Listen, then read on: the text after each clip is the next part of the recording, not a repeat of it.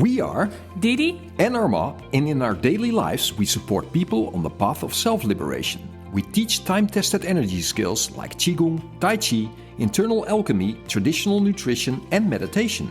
We help people release stagnation, build energy, and become aligned with themselves and their purpose in life. In this podcast, we share the methods, skills, and solutions that helped us, our students, and now hopefully you move forward. Let's explore transformation together.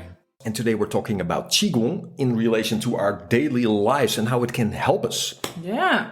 So maybe it's good to first have a look at what Qigong actually means. Wow, yeah. So Qi is sort of untranslatable, I guess. It means so many things. But for this podcast, let's keep it to energy, which, it mostly translates to, right? Especially in the context of Qigong. So energy, and then we have Kung. And Kung means skill. So being skillful over energy. Yeah.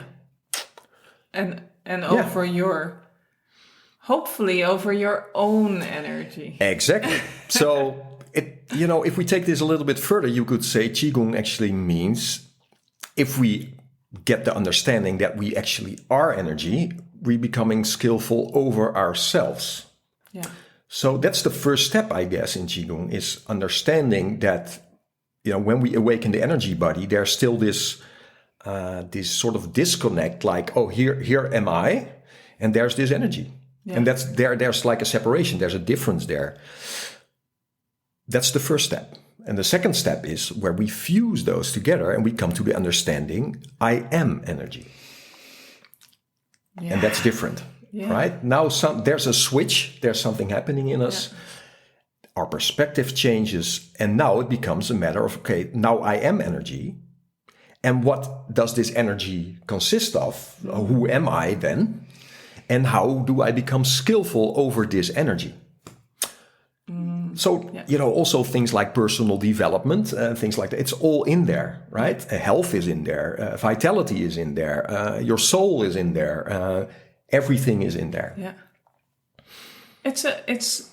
It's a much, because when you started this journey and when I started this journey, what you see happening is that you start training and it's a practice of an hour a week or 2 hours a week, and or your morning practices came in, and then, but it's kind of a thing you do at a certain time of the day, and then you continue with the rest. You mean okay. So you have your exercise, and then you go on leading your, you do your daily things and everything. Of course, that's sort of the sort of the entrance, and that was for me the entrance. Starting this journey, I kind of saw it all as separated parts of life. So,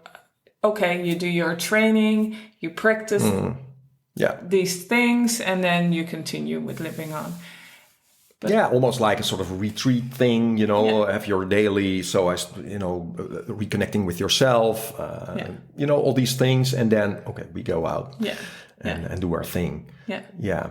And that's the start. But now, I see where you're going with this. But at a certain point, these things start to fuse. Yeah.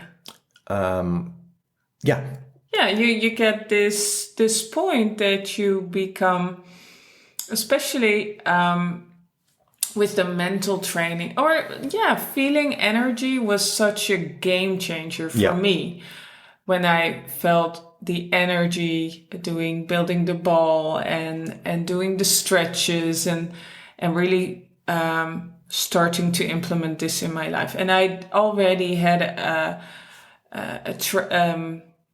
mindfulness training before that. Yeah. So that was a practice that I already did almost daily. But then the stretches and the building the energy body or awakening the energy body, that completely changed everything. Everything. And it was not the first thing I was taught, right? No. So for me, it took a while before I got into that realm. Yeah. So when we teach people now, it's the first thing we teach. Yeah. Because it saves you so many years. It can save you literally years, or even, for some people it won't even happen, right? So it doesn't happen by itself, this reconnection with this energy. Yeah. So awakening the energy body is the first thing we teach, and that's the perspective changer. And absolutely. the reactions, when you teach it, they're amazing. Yeah, but the funny thing is, you do this practice. You feel your own energy by building the ball, and then you make it bigger, and you feel your energy field, and then for me, it was also something of a memory that came back as of like, oh, I know how this feels. Yeah. I know it because this was with me all my life, but it kind of went to the background. Yeah. Of course, when we grow up, we become more and more rational. The brain takes over, you could say. So the feeling, the literal feeling, it sort of goes to the background. I'm sure I was very connected with it when I was young, but it needed a while to come back into your life. But I think for a lot of people, when you bring them back to that frequency, when you help them awakening this energy field again, this feeling, it's more of us like, I'm back home again. Yeah. And of course, there's a surprise sometimes, like, what is this? But then there's also this almost like, and I had it too. It's like a sort of a relief. It's like, yes, Yeah. This is who I am. This is who I am. Yeah. Right. There's a lot of stillness coming with that feeling. Exactly. Because you feel, I think for me, I felt connected with myself again. Yeah. I felt connected with a deeper me than that very reactive. The ego, mind. The egoist, us, right? It's such it flips it to a completely different frequency. Yeah. And there's a lot of there's a relief, there's stillness, there's more alignment, there's more centered. All that stuff happens immediately when we go to that frequency. And of course, in the beginning, like I was saying in the beginning of this podcast, it's like it's more like, oh wow, there's this feeling. Yeah. And then when you get used to it and you start training it and you start strengthening the energy step by step, then this switch starts to happen automatically. It's like, wow, I am energy. And not only am I energy, other people are energy. Energy is all around. I'm living in an energy field. I cannot even escape energy. It's just there. So you become more and more, the more sensitive you become for yourself, the more sensitive you become for your environment. And in interaction with other people, situations, your response to it. This whole consciousness process starts to kick in. Yeah. And now you become more skillful, not only over yourself, but also in how to deal with the reality of things. Absolutely. In everything you do. Everything. Yeah. So if what we said, how does this translate to your daily life? Yeah. It's in everything. Because you're now gonna make different decisions as you're connected. You feel you start feeling deeper on a deeper level, not only on a rational level. No. But you're gonna make decisions more out of, okay, is this helpful for my energy? Or am I just giving away my energy? Of course. So, when you start with this stuff, you can actually at a certain point feels like, oh, okay, my energy is completely down, or my energy is completely up. So stabilizing this is, of course, a large part of the process, and also see how does the environment affect that, right? You become more aware of everything in your environment. I mean, it can be the climate, can be the moon, can be, because you feel like, oh, I didn't sleep that well. How can it be? Oh, wow, it's full moon. Oh, wow. Yeah, that does make sense. So you become more and more aware of these things as well. Yeah. But for a lot of people, and especially the students, of course, that we teach, you see a lot of them are very high sensitive people to begin with. Yeah. A lot of people starting to train this already sort of have a sense, I guess, that there must be something there, sort of gut feeling or so. Yeah. Because same for us, I guess, right? I didn't know what I got into, but it sort of appealed to me. And what that is, I don't know. You know, that's just something that maybe resonates on a deeper level that you just cannot see yet. Yeah. But for a lot of people, it means that, you know, these become sort of survival skills for them, right? So if they even just doing their job or going out in public transport or being around a lot of people, they need some anchor, right? You teach them how to tune into the energy body. You start that process, and they're like, oh wow, now everything starts to change, because we pretty quickly figure out together that what they're actually suffering from is a high reactive state. Of course, there's a high sensitivity state, but they mostly suffer from the high reactivity state. So they're like in a sort of state of alertness all the time, you could say, right? They go out, it's like they're almost like a bunny in the headlights, right? They're like sort of frozen. So this training helps these people so much.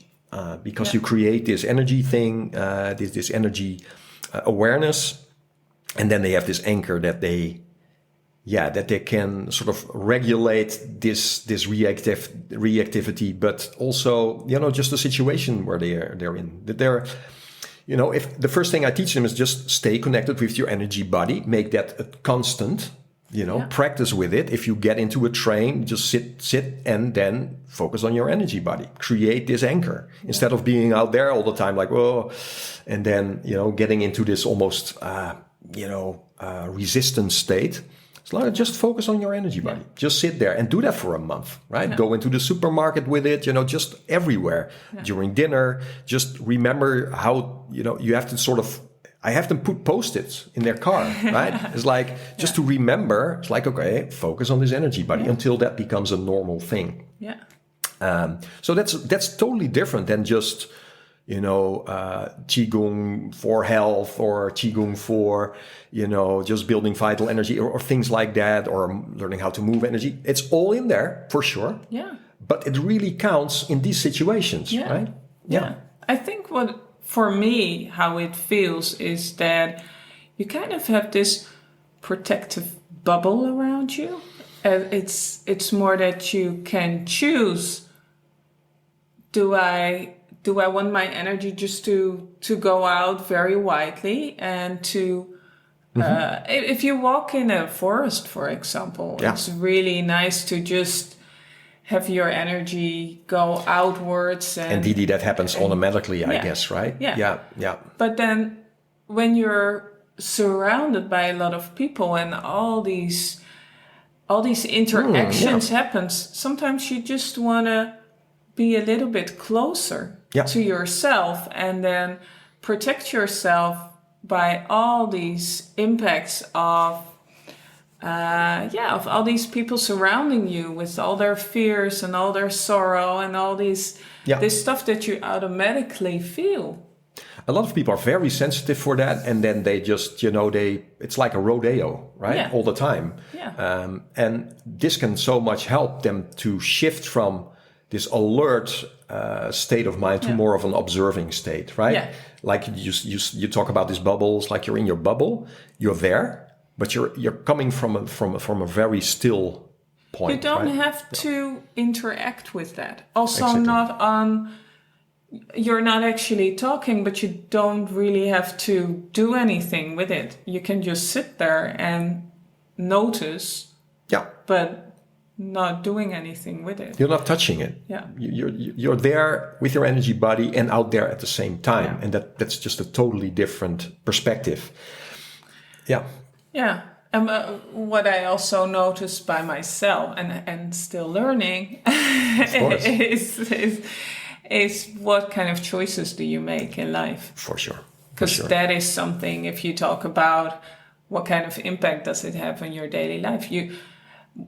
Growing up, you just kind of get a little bit more disconnected with yourself all the time. And then you just start to live from this ego state of mind, but that's also the in a way that people have told you how to live. So you're going to make choices that are socially accepted. Yeah. And this is and to be honest, I'm still very much in that kind of transition where I want to be more into how did I call it yesterday? Like a radical self-care, like that I want to make the choices that are good for me, that are good for my energy body. And I am so sure that it will be very good for the other persons too that I'm interacting with when I'm doing that. Yeah, so sure. Taking really good care of myself and also saying no to things that are normally you would say yes because they're so socially accepted. Well, you're talking about boundaries here, and boundaries become more and more important, of course, because you become more energy sensitive. You understand I am energy. So how do you, of course, then you want to have this energy being very strong, right? Yeah. But, the whole awareness, you say, could say journey here is that you see where are my energy leakages, right? Yeah. And at a certain point, you need to build in some boundaries for yourself, but also to the outside world. It's like, okay, this is just a limit, right? And be very radical in like, I need this energy to grow. But because the world, I cannot, how you say that? I cannot help the world and myself from a low energy state. No. I cannot help the world from this reactivity state, right? I'm in the wrong place. Yeah. But I guess that's just the spiritual thing here happening, right? Yeah. Because we all have to move through that, unless you've been brought up by wolves or something, right? But if you're been brought up by people, like most of us, you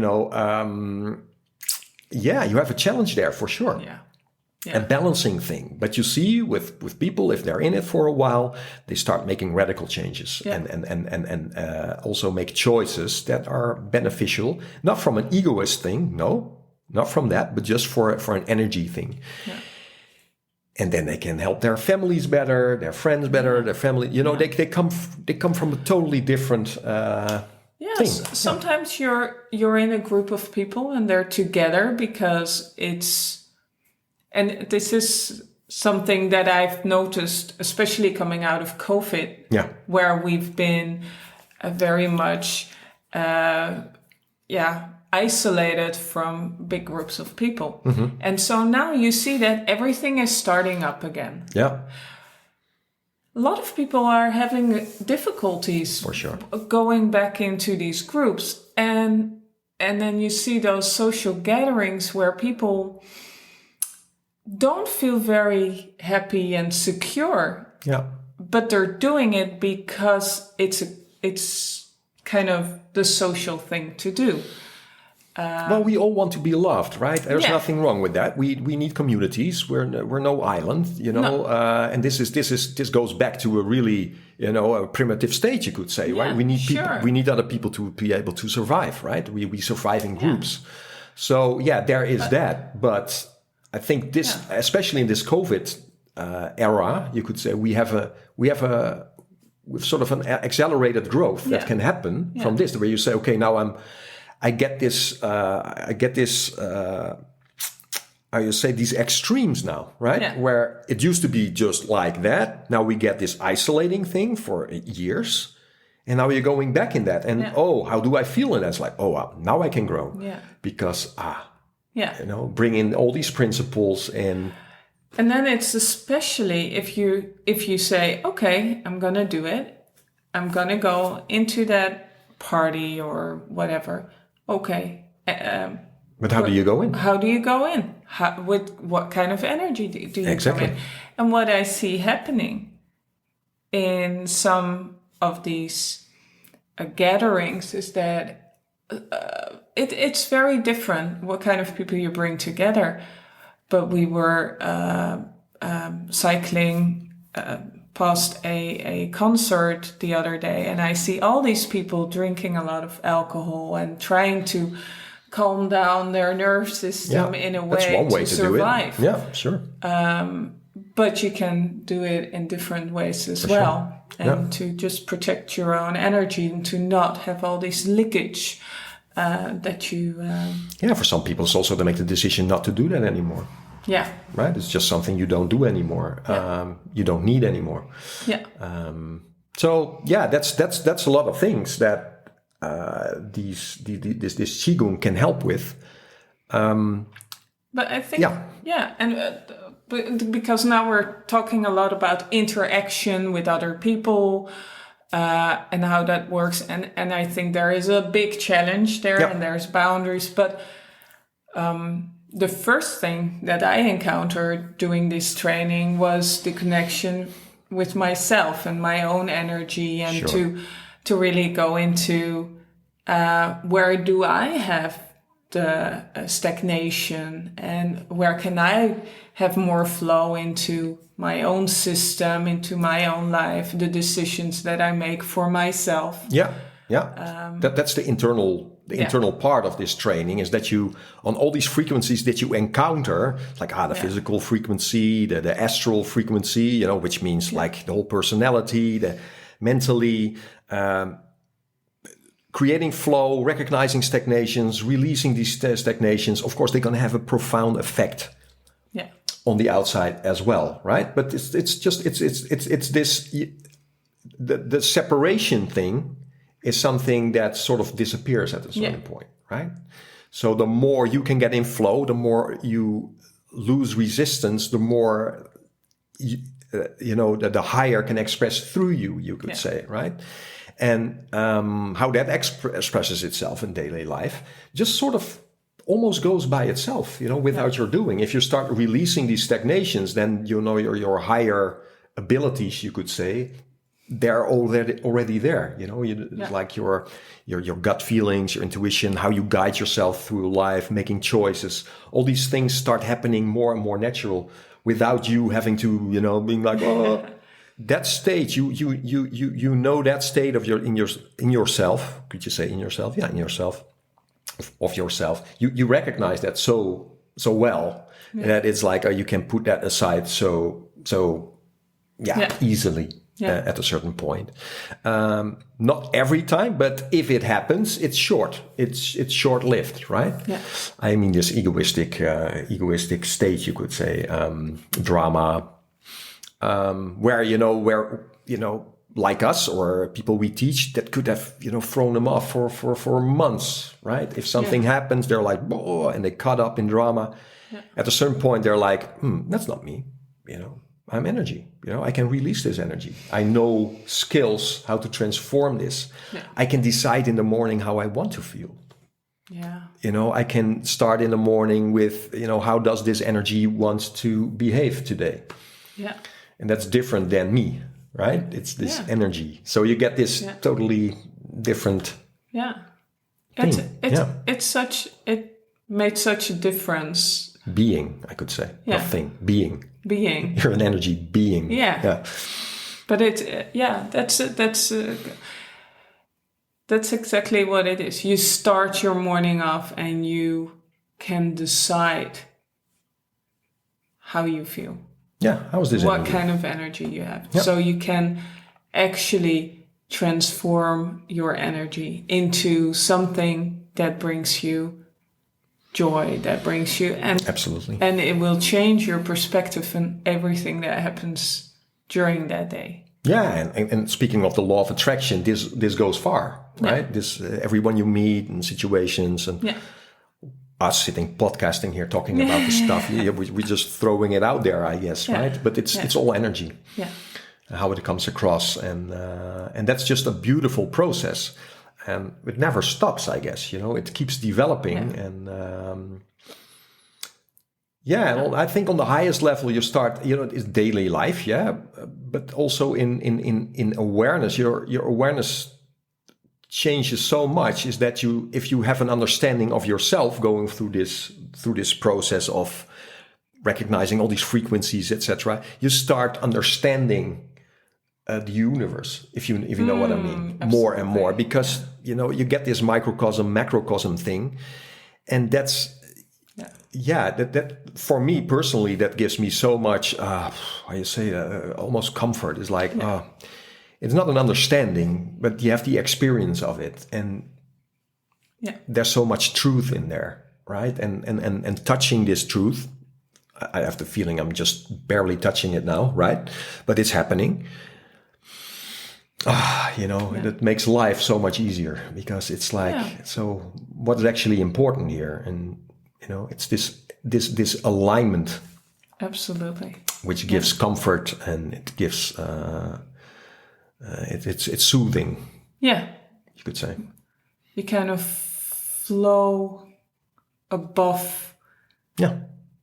The small, contraction. The contraction. Yeah. If you understand your own contraction, and you release it, what's the opposite of contraction? Flow.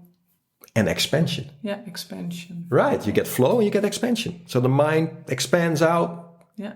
Not in a reactive way, not in an egoistic way, just in an alignment way. And what's there? Universe is there, right? So you get this reconnection, and everything starts to make sense from this experience. So we're talking about experience here, right? Moving beyond the and the touching and the controlling to, okay, let that go. And now what? Stillness. Yeah. Yeah. Daily life, right? What that was a very, maybe one of the most important remarks in this whole podcast is experience. Because you can listen to this podcast, but as long as you haven't experienced your own energy and these layers it will continue to be a concept. Yeah.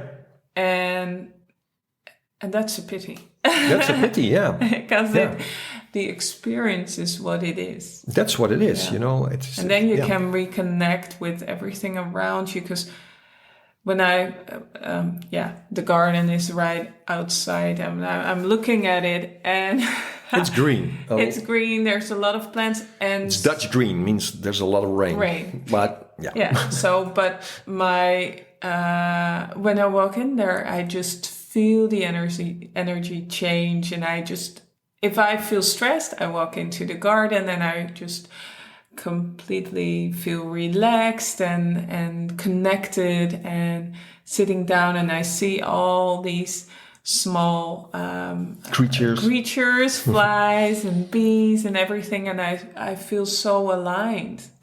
That's it. And you're present. You're in the now. Yeah. That's the thing. Experience, it happens in the now, right? The contraction and thinking and blah, blah, and being caught up in the past and in the future in that game.